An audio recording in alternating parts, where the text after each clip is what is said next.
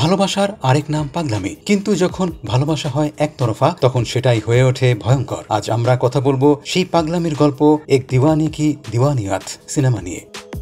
প্রিয় দর্শক, আপনি আমাদের চ্যানেলে নতুন হলে অবশ্যই চ্যানেলটি সাবস্ক্রাইব করুন।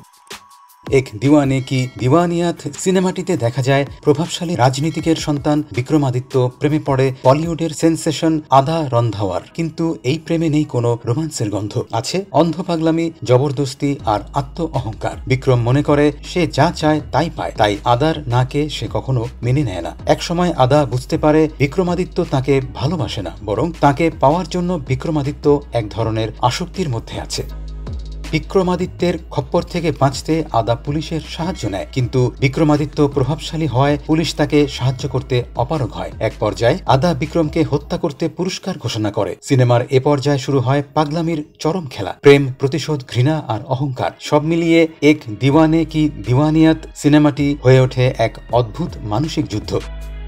সমস্যা হলো সিনেমাটির গতি অত্যন্ত ধীর, দুর্বল সংলাপ আর কৃত্রিম অভিনয় দর্শকদের ধৈর্য ধরে রাখতে পারেনি। সিনেমাটিতে একমাত্র বলার মতো হলো এর গান। শেষে আসে সেই চিরাচরিত হিন্দি সিনেমার ট্র্যাজেডি, মৃত্যু, কান্না আর হঠাৎ ফুটে ওঠা প্রেমের ফুল। এক দিওয়ানে কি দিওয়ানিয়াত দেখতে হলে আপনার দরকার একটু পাগলামি আর অনেক ধৈর্য।